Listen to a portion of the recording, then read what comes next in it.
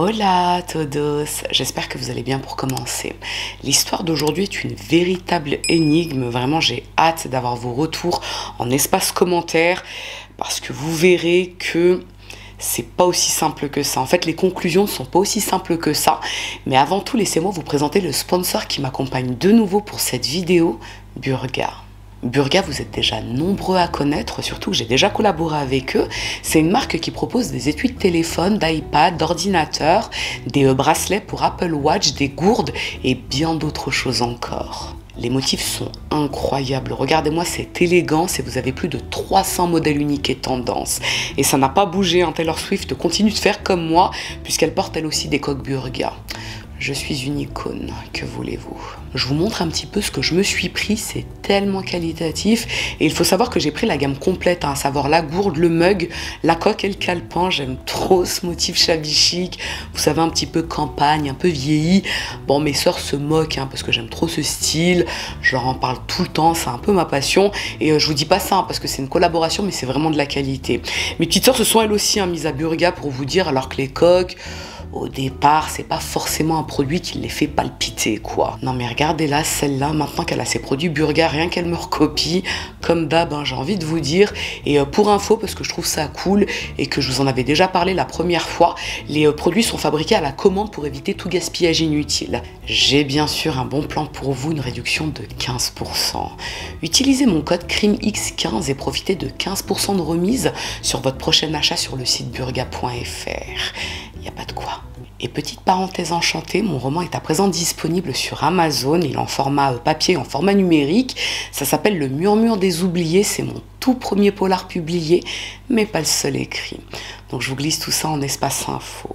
Ce que je vous propose à présent, c'est de cesser les digressions ici et maintenant. Je vous laisse vous installer tranquillement. Et puis je vous dis à tout de suite. I did not cause my mother's death.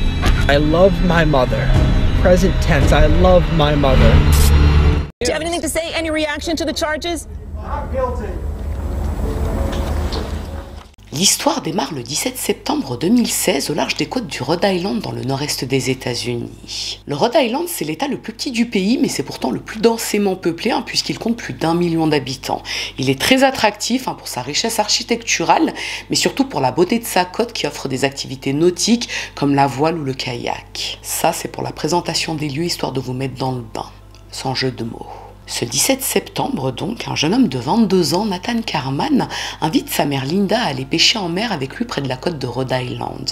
Nathan et sa mère adorent pêcher, ils ont toujours aimé se rendre à la pêche de nuit ensemble, et un an plus tôt, Nathan a fait l'acquisition d'un petit bateau de pêche qu'il a baptisé Chicken Pox. Ça signifie varicelle en anglais. Bon, c'est un nom bizarre, je le sais, mais vous verrez que c'est pas la seule bizarrerie dans cette histoire. La femme de 54 ans et son fils se rendent donc sur la côte dans la soirée, le climat est idéal, et cette partie de pêche au thon, qui aurait dû être l'occasion d'un moment privilégié entre la mère et son fils, ne va pas se passer exactement comme prévu, surtout pour Linda. Vers 23h, il monte à bord du Chicken Pox qui est amarré à la marina de Ram Point, et tandis qu'il lève l'ancre, Linda envoie un SMS à Sharon Hartstein, l'une de ses amies proches, pour l'informer qu'elle part pêcher avec son fils. Elle lui explique que le lendemain elle sera de retour en fin de journée, mais qu'elle l'appellera dans la matinée pour lui faire savoir que tout va bien. C'est ce que fait habituellement Linda quand elle part pêcher de nuit avec Nathan. Elle prévient toujours quelques amis par précaution. Après avoir envoyé son message, elle et son fils prennent le large. Le lendemain matin, malgré ce qui était prévu, Sharon ne reçoit aucun appel de Linda, ni les heures qui suivent. Et ça l'inquiète immédiatement, parce que comme je vous l'ai dit, Linda fait toujours en sorte de tenir ses amis informés. Sharon redoute par exemple un accident ou une panne de bateau qui les aurait empêchés de rejoindre la côte. Et durant toute la journée, Sharon et d'autres amis de Linda tentent de la joindre. Sans succès. En début de soirée, Sharon se décide à prévenir les autorités et d'importants moyens sont déployés le soir même pour retrouver Linda et Nathan. Des gardes-côtes et des hélicoptères sillonnent un très large périmètre de près de 400 km allant de Montauk dans l'état de New York jusqu'à la petite île Martha's Vineyard dans le Massachusetts. Les hélicoptères larguent même une capsule en mer pour enregistrer les conditions de vent, des marées et de l'eau afin de cerner avec davantage de précision l'endroit où pourrait se trouver le bateau de Nathan. Mais étrangement, toujours aucune trace de Nathan, Linda ou du bateau. Et après 5 jours de recherche ininterrompue, très coûteuse pour le contribuable américain, les autorités décident d'y mettre un terme bien que les Carman restent introuvables. Le 25 septembre, 3 jours après l'arrêt des recherches par les autorités, et tandis que cette disparition continue d'alimenter la presse, un cargo commercial chinois qui s'approche de Boston aperçoit un canot de sauvetage à la dérive avec à son bord une personne qui fait de grands signes désespérés pour qu'on lui vienne en aide. Le capitaine du cargo, Zhao Hedong, ordonne à ses hommes de secourir cette personne en détresse qui, après des manœuvres longues et pénibles dans une mer quelque peu agitée, est remontée saine et sauve à bord du cargo. Et cette personne n'est autre que Nathan. Plus d'une semaine après sa disparition, Nathan est repêché à plus de 100 km de Rhode Island, sain et sauf. Plutôt en forme même pour un homme qui vient de passer une semaine dans l'eau. Mais il n'y a pas Linda avec lui. When I saw the life raft, I did not see my mom. Have you found her? No, we haven't been able to find her yet. Les gardes-côtes de la base de Boston sont avertis et Nathan est finalement remis à leurs soins le 27 septembre, puisque l'endroit où il a été repêché est assez loin de la côte. Il est longuement interrogé, et ce qu'il raconte, c'est que le 17, lui et sa mère sont partis pêcher, et au départ tout s'est bien passé. Mais après quelques heures de navigation, il y a eu un problème avec le moteur. Il ne sait pas précisément lequel, et tout est allé très vite, trop vite même. Le bateau a coulé en moins de 4 minutes. Il est parvenu à sortir le canot de sauvetage et à prendre avec lui les denrées de survie, mais quand il s'est retourné pour faire monter sa mère avec lui, elle avait disparu. Et le bateau a complètement coulé. Il dit qu'il a crié le nom de sa mère, il a recherché désespérément autour de lui, mais elle avait disparu. I got on board the life raft and was looking around and I was calling out to my mom. I did not see or hear my mom. Il a passé 8 longs jours à naviguer au milieu de nulle part et il ne doit sa survie qu'à son canot de sauvetage. Ça, c'est un survivor de l'extrême, une histoire spectaculaire qui mélange drame et soulagement. Une mère a perdu la vie, c'est vrai, mais son fils a survécu pendant 8 longs jours grâce à quelques vivres. C'est le genre d'histoire qu'on aime porter sur grand écran habituellement, ça. Les jours qui suivent, d'intenses recherches sont lancées près de la zone où Nathan a été repêché, mais on ne retrouve aucune trace du bateau de Linda. Ils ont littéralement disparu dans l'océan Atlantique. Comme je vous l'ai dit plus tôt, il y avait eu d'importants moyens déployés, des hélicoptères, des bateaux, des sondes. Donc à ce stade, Linda est désormais définitivement portée disparue. Et c'est un coup dur pour les 3 sœurs de Linda et ses amis. Ça arrivait si soudainement. Cela dit, c'est le genre d'accident qui peut arriver, non ? Pour les autorités, il y a malgré tout quelques points à éclaircir. Des petites bizarreries qui les font s'interroger sur ce naufrage. Quand le bateau se trouvait au milieu de l'océan Atlantique, Nathan et sa mère étaient en détresse totale, coincés au milieu de nulle part. Pourquoi Nathan n'a émis aucun appel? Il n'a lancé aucun signal de détresse, ni activé la balise de détresse. C'est ce qu'on fait logiquement en cas d'accident ou de danger en mer afin d'être secouru le plus rapidement possible, non? D'après Nathan, il n'a pas eu le temps de le faire, il ne comprenait pas ce qu'il se passait, il a tout juste eu le temps de récupérer des denrées et le canot de sauvetage, et il n'a même pas vu sa mère couler. Le problème, c'est que plusieurs faits viennent contredire ces déclarations. Tout d'abord, la taille du bateau. Il n'est pas si grand que ça, le chickenpox. Comment est-ce qu'il aurait pu perdre de vue sa mère sur un espace aussi petit ? Il y a également les témoignages de plusieurs personnes qui fréquentent la marina où est amarré le bateau de Nathan et ils affirment qu'ils l'ont vu bricoler son bateau le jour du naufrage. Bon, ces témoins ont trouvé ça assez étrange parce qu'ils savent que Nathan n'a pas de compétences particulières en mécanique nautique. Il a par exemple colmaté des trous et des fissures sur son bateau avec du mastic traditionnel. Alors que pour un bateau en aluminium comme le sien, il faut utiliser de l'époxy marine ou du gel coat. Ce sont des matériaux qui sont beaucoup mieux adaptés à la coque d'un bateau pour assurer son étanchéité. Un plaisancier rapporte même avoir vu Nathan, juste avant sa sortie en mer avec Linda, retirer volontairement deux cloisons du bateau. Ce sont des séparations verticales à l'intérieur de la coque qui permettent de créer des compartiments étanches sous la ligne de flottaison en cas d'inondation du navire par exemple. Il l'a même vu retirer le compensateur de son bateau, ce qui est un élément pourtant essentiel au maintien en équilibre d'une embarcation. Pour quelle raison Nathan aurait procédé à ces modifications qui les mettaient directement en danger lui et sa mère s'il prenait le large? Et puis cette histoire de pêche au thon, c'est bizarre. Un capitaine de navire très expérimenté qui pêchait lui-même ce jour-là révèle qu'il est très risqué d'aller pêcher le thon sur un bateau de la taille de celui de Nathan, sachant que ce poisson peut peser largement plus de 50 kilos. Apparemment, habituellement, il faut des équipages de 4 personnes au moins pour cette pêche sur des bateaux beaucoup plus grands que celui de Nathan. Et il y a un autre point inquiétant qui vient s'ajouter à cette liste de bizarreries. Et ça, on la trouve dans les déclarations de Nathan. Il a révélé aux enquêteurs que ce jour-là, c'était la première fois qu'il se rendait aussi loin avec son bateau. Au départ, il avait prévu de se rendre jusque Block Island, c'est à 60 km de la côte, mais il a continué jusque Block Canyon. C'est à 170 km de la côte. C'est l'endroit où l'eau peut passer de 60 mètres à plus de 300 mètres de profondeur en l'espace d'1 kilomètre à peine. Et c'est d'ailleurs là que le bateau a coulé d'après Nathan. Et lui-même admet que sa mère n'était pas rassurée quand ils se sont dirigés vers Block Canyon. Elle voulait qu'il retourne sur la côte, mais il a insisté. Et puis en dehors de ces détails, ce qui intrigue les gardes-côtes, c'est la zone où se serait produit le naufrage. Des moyens colossaux ont été déployés pendant plusieurs jours pour les retrouver au moment de leur disparition, donc ça paraît presque impossible que personne ne soit tombé sur Nathan et son canot de sauvetage quand il a dérivé pendant 8 jours. Tout ça, ça commence à faire beaucoup pour un seul homme, non? Mais ce qui finit de convaincre les enquêteurs, c'est une conversation avec l'une des sœurs de Linda, Valérie. Linda a 3 sœurs qui vivent dans le Connecticut et qui ont été entendues par les enquêteurs. Et Valérie leur a confié qu'elle est convaincue que Nathan a tué sa mère pour son héritage, tout comme il a tué son grand-père quelques années plus tôt pour la même raison. Tiens donc.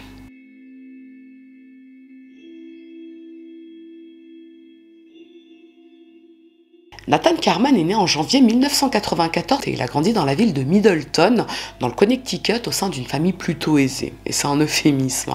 Il est l'enfant unique de Clark Carman et Linda Chakalos, qui s'étaient installés à Middleton, dans le Connecticut, avant la naissance de Nathan, pour se rapprocher des parents de Linda, qui sont très riches. Son père, John Chakalos, est un riche promoteur immobilier et lui et sa femme Rita avaient offert une maison à Linda et son époux pour qu'ils vivent près d'eux. Le souhait de John et Rita était d'être proches de leur petit-fils Nathan, ce que Linda et son mari avaient accepté. Et on les comprend, n'est-ce pas? Malheureusement, quelques années après la naissance de Nathan, le couple a explosé. Linda était addicte aux jeux d'argent.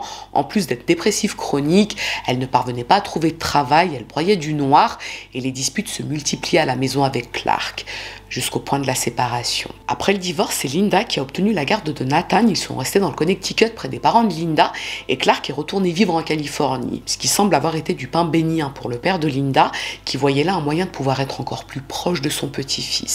Mais contrairement à ce qu'on pourrait croire, Linda ne l'a pas forcément bien vécu. Elle a toujours eu des rapports assez conflictuels avec son père, elle le trouve très contrôlant avec elle, et le fait qu'il tisse des liens aussi étroits avec son fils, c'est à ses yeux en tout cas un moyen de la contrôler davantage à travers lui. Mais elle n'a pas le choix, puisque c'est lui qui est le pourvoyeur de fonds. Et à cette difficulté s'ajoute le fait que Nathan commence très jeune à avoir des comportements ingérables, voire inquiétant pour le moins. Pour vous donner un exemple, un jour à la suite d'une chamaillerie avec un autre enfant, Nathan l'a pris en otage en le menaçant avec un couteau. Voilà. C'est quand même assez grave ça comme comportement. Donc Linda le conduit consulter différents spécialistes qui diagnostiquent chez Nathan un trouble du spectre autistique appelé syndrome Asperger, ou encore autisme de haut niveau, et ça agit sur le développement neurologique de l'enfant. Je pense qu'on est nombreux à avoir déjà entendu parler de l'autisme. En gros, l'autisme, c'est un trouble qui entraîne des difficultés dans les relations et les interactions sociales. Il y a un retrait social ou à l'inverse des sollicitations sociales nombreuses qui peuvent être considérées comme inadaptées. Il y a un trouble de la communication non verbale avec un évitement du contact visuel. Il y a des difficultés à comprendre et à déceler les sentiments d'autrui. Le syndrome de l'autisme Asperger fait partie du continuum des troubles du spectre autistique. Il est considéré comme un handicap, mais il n'altère pas le développement intellectuel de l'enfant, ni le fonctionnement de l'organisme, donc ce n'est pas une maladie. Nathan a toujours été un enfant intelligent, en revanche il était solitaire et il avait du mal à se faire des amis, que ce soit à l'école ou dans son cercle familial et social. Ses camarades de classe se moquaient très souvent de lui parce qu'il avait pour habitude de porter des tenues de chasse pour venir en cours. Et le fait est que très tôt, Nathan a nourri une attirance pour les armes, en plus de la chasse et de la pêche. Il considérait même que tous les citoyens devaient avoir le droit d'en posséder pour se protéger, y compris des grenades à main, des armes à feu entièrement automatiques et des lance-roquettes, bref, tout l'arsenal de guerre. Et on verra plus tard que cette passion particulière pour les armes va lui porter préjudice. À l'adolescence, les relations entre Nathan et sa mère deviennent de plus en plus tendues et c'était pas rare que Nathan pique des crises de colère pour des motifs a priori futiles, mais qui encore une fois s'expliquent par sa situation de handicap. Mais Linda n'en peut plus, à tel point qu'en 2010, alors que Nathan n'a que 16 ans, elle lui propose d'emménager dans un camping-car qu'elle installe dans l'allée de leur maison. relation. L'idée, c'est que Nathan acquiert un minimum d'indépendance tout en n'étant pas trop éloigné de sa mère qui peut garder un œil sur lui, ce qu'il semble plutôt bien vivre. Malheureusement, la même année, à la veille de Noël, il connaît pour la première fois l'expérience du deuil. Il perd son cheval Cruz qui était son meilleur, pour ne pas dire son seul ami. C'est son grand-père qui le lui avait offert et auquel il était très attaché. Cet événement l'a tellement traumatisé qu'il se renferme complètement et il arrête de prendre son traitement. Il cesse même tout contact avec sa mère, mais il continue de voir son grand-père, au grand désespoir de Linda d'ailleurs, qui voit là de la part de son père une tentative supplémentaire de manipulation. Durant cette période, Nathan est très vulnérable, il est inconsolable, il ne travaille plus ses cours et forcément ses résultats scolaires chutent de façon vertigineuse. Il rumine son chagrin, il s'isole chaque jour davantage jusqu'à être pris de délire paranoïaque. Il va jusqu'à traiter le directeur du lycée de Satan et une de ses secrétaires d'agent du diable. À partir de là, Linda décide d'employer les grands moyens. Elle fait interner Nathan dans un établissement de santé mentale à Hartford dans le Connecticut, mais les psychiatres concluent qu'il ne présente aucun signe de psychose ou de schizophrénie.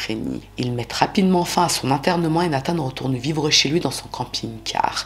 Et dès son retour, les comportements inquiétants reprennent de plus belle. Linda l'entend faire des bruits bizarres tard dans la nuit, comme s'il était en pleine séance d'exorcisme, et ça fait peur à Linda, d'autant qu'il n'entretient pas son camping-car.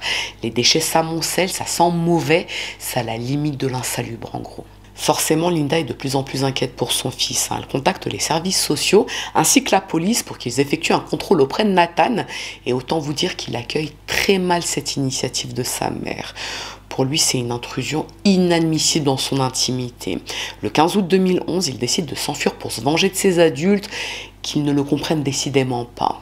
Linda alerte la police qui le retrouve plusieurs jours plus tard à 500 km de chez lui dans le comté de Sussex en Virginie. Il projetait de se rendre en Floride. À ce stade, Linda est complètement dépassée par la situation. Elle se sent totalement impuissante, mais également terrifiée comme n'importe quelle mère. Elle a peur qu'il fasse une mauvaise rencontre ou qu'il lui arrive quelque chose de grave à l'extérieur. Elle aime son fils, mais elle ne voit pas ce qu'elle peut faire de plus pour lui venir en aide.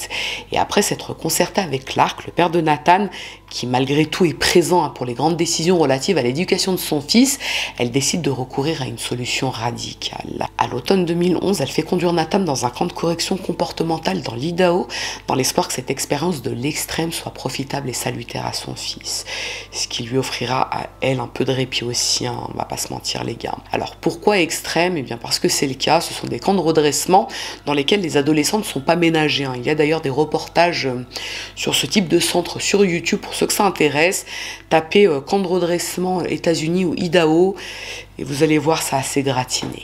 Toujours est-il que Nathan y reste quelques mois et à son retour chez lui, il est radicalement changé. Il interagit dorénavant avec les autres, il se met moins en colère, il a l'air d'être un peu plus apaisé, il est plus communicatif avec sa mère. Et concernant son grand-père, il passe de nouveau du temps avec lui. Il l'accompagne en voyage, à la pêche et même lors de ses réunions professionnelles. John est très généreux avec Nathan. Il est son pourvoyeur principal et il n'hésite pas à le couvrir de cadeaux. Il lui achète notamment une camionnette et un appartement à Bloomfield dans le Connecticut dans lequel Nathan emménage avec son cousin. À cette période, les relations entre Nathan, sa mère et son grand-père ne cessent d'évoluer pour le mieux. Nathan est de plus en plus autonome, il obtient même son diplôme d'études secondaires, puis il s'inscrit dans un community college. C'est un type d'établissement supérieur aux États-Unis qui délivre des programmes de niveau Bac+2. C'est un peu comparable au BTS ou au DUT en France. Et Nathan semble vraiment avoir repris sa vie en main. En tout cas, c'est ce que pense Linda. Mais contre toute attente, quelques semaines après, il abandonne. Et le 21 novembre 2013, sa grand-mère Rita décède des suites d'un cancer à l'âge de 84 ans. Alors, je ne sais pas si c'est lié, mais c'est fort possible. Nathan était très proche de sa grand-mère et de son grand-père, donc peut-être que de la voir malade, ça lui a mis un coup au moral. Mais plus globalement, ça a été un coup dur pour toute la famille. John et Rita étaient mariés depuis 59 ans, elle était en quelque sorte le pilier de la famille. Mais John peut compter sur son petit-fils qui passe énormément de temps avec lui. Et justement, le 19 décembre 2013, donc un mois après, John invite Nathan à dîner avec lui dans un restaurant dans la ville de Newington. C'est à quelques kilomètres de sa somptueuse propriété. C'est Nathan qui sert de chauffeur, puisque depuis quelques années, John dépend beaucoup de son entourage pour l'aider dans son quotidien. Le repas se passe très bien d'après les témoins. John paie l'addition, puis les deux hommes retournent chez John. Nathan et son grand-père discutent un peu, mais vers 21 h, ils sont interrompus par l'appel de la maîtresse de John. Le deuil, ok, mais avec quelques petites largesses quand même. Bref, John demande à son petit-fils de le laisser, il referme la porte derrière lui et a priori Nathan repart. Mr. Shockles was found shot in the head Friday morning. Investigators calling it a homicide. Le lendemain matin, vers 8h30, Hélène, l'une des 3 sœurs de Linda, se rend chez son père pour le visiter comme elle le fait habituellement. Elle est infirmière de métier et elle passe régulièrement voir son père tôt le matin pour s'assurer qu'il a pris ses médicaments. Mais lorsqu'elle pénètre dans la maison, elle le retrouve dans son lit recouvert de sang. Il a reçu 2 balles dans la tête et une dans l'estomac. Autant vous dire que ça ne laisse aucun doute sur l'origine criminelle de ce décès, forcément. À ce moment-là, c'est le choc dans la communauté. On parle d'un quartier résidentiel calme, huppé, et la victime est un homme âgé froidement assassiné dans son lit pendant son sommeil. Et lorsque l'enquête démarre, les autorités promettent une récompense de 250 000 $ pour toute information qui conduirait à l'arrestation du meurtrier. Et autant vous dire que les enquêteurs ont besoin de témoignages puisqu'il n'y a aucun indice à l'intérieur de la maison. Le seul élément dont ils disposent, c'est le modèle de l'arme qui a servi à tuer le vieil homme, un calibre 308 Sig Sauer. En dehors de ça, rien. Mais le plus étonnant, c'est la scène de crime. Il n'y a pas eu d'effraction et aucun objet de valeur n'a été dérobé, alors qu'il s'agit d'un manoir cossu et richement pourvu. Comme je vous l'ai précisé, la veille du meurtre de John, Nathan est sorti dîner avec lui. Il est donc a priori la dernière personne à l'avoir vu vivant. Est-ce qu'il pourrait s'agir d'une coïncidence ?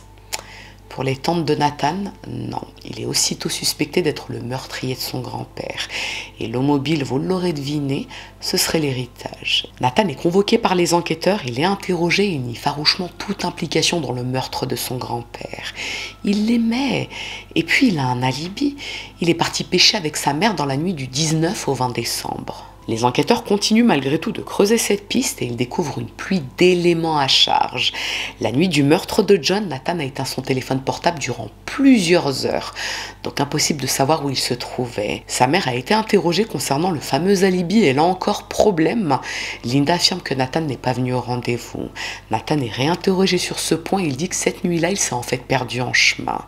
Et manque de bol pour le traceur GPS de sa voiture qui aurait pu permettre de savoir où il se trouvait, eh bien cette nuit-là, il ne fonctionnait pas. Et c'est même pas fini les gars.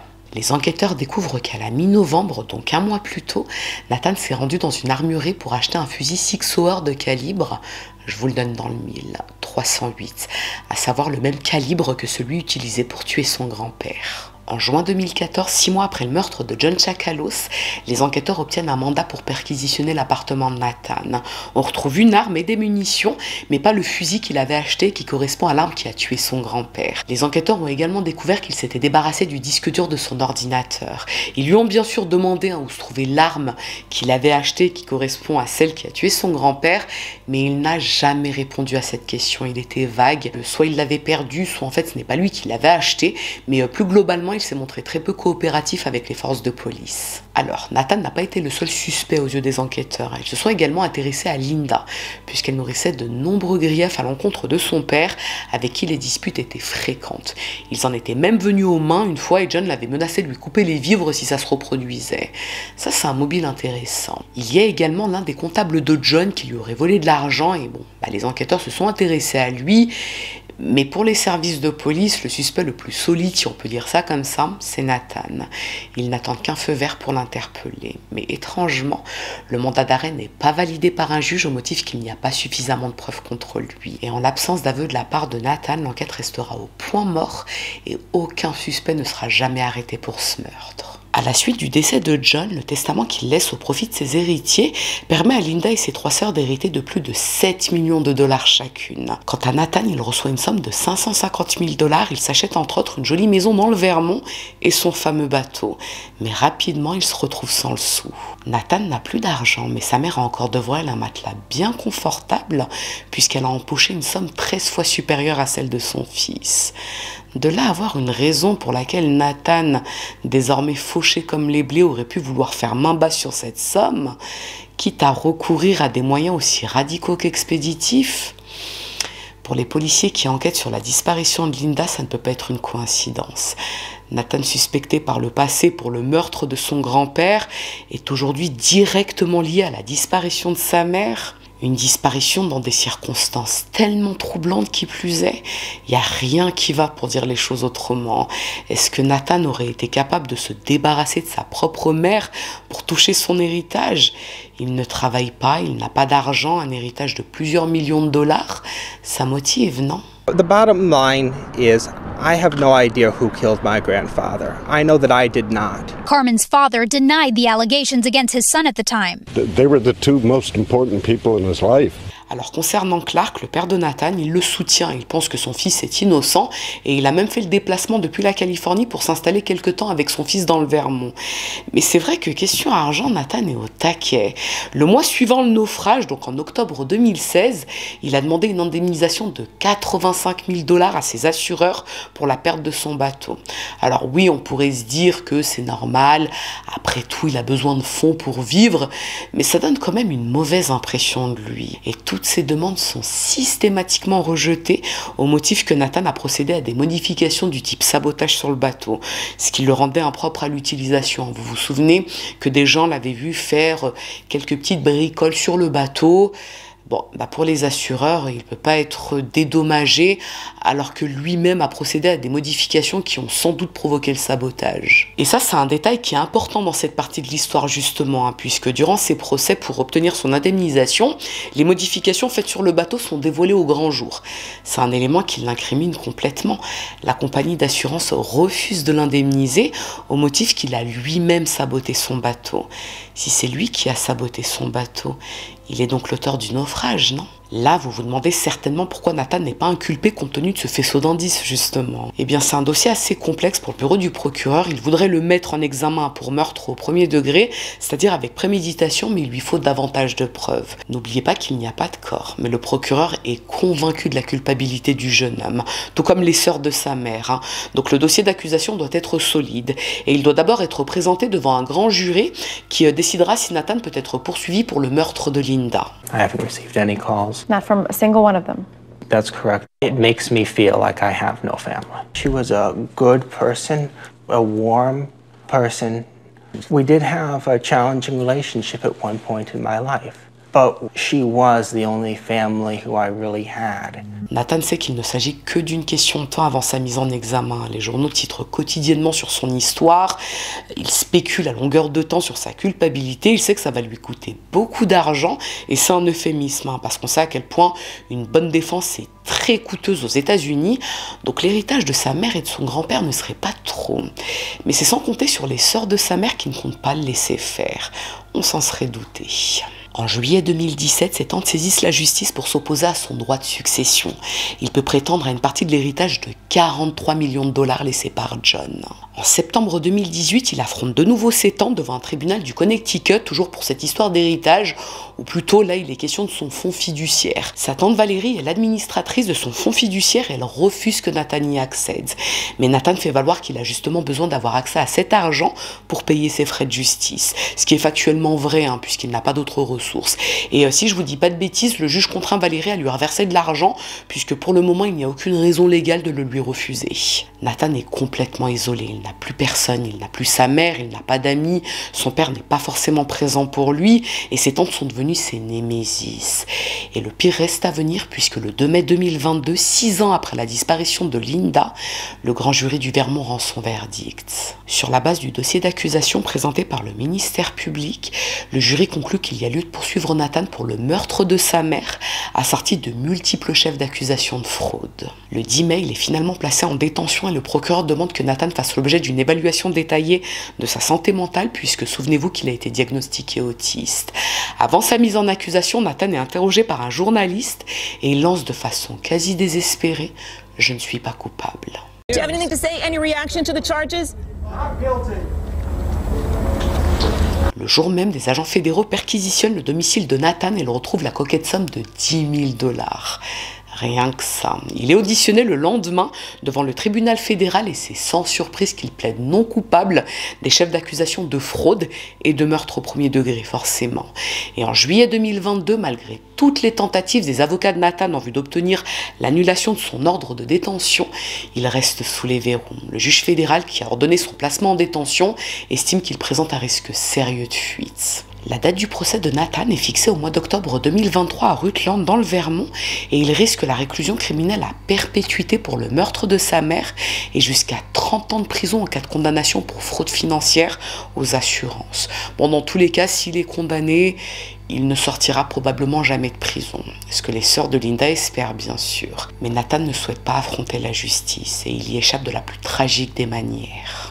All afternoon, Nathan Carman, the Connecticut man awaiting trial in the death of his mom, was found dead in his New Hampshire jail cell this morning. Le 15 juin 2023, au petit matin, soit 4 mois avant la tenue de son procès, il est retrouvé mort à l'âge de 29 ans dans sa cellule de la prison du comté de Cheshire, dans le New Hampshire. Le ministère de la Justice de l'État a bien sûr été interrogé. Il a précisé que la mort de Nathan n'est pas suspecte, mais que les circonstances exactes ne seront pas pour autant rendues publiques. Seule la famille a été informée de la nature de son procès. Bon, on sait qu'il s'agit d'un suicide, cela dit, et on se doute qu'il s'est pendu. Les avocats de Nathan organisent une conférence de presse le jour même et ils affirment que Nathan était de bonne humeur la veille.